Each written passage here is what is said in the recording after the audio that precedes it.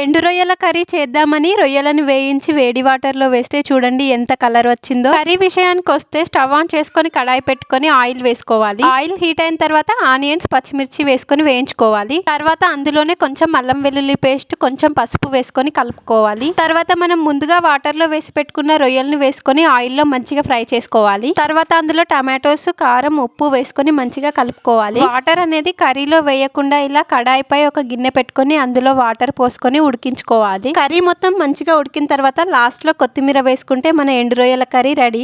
ఎంతమందికి ఎండు రొయ్యల కర్రీ ఇష్టం అనేది కామెంట్స్ లో చెప్పండి.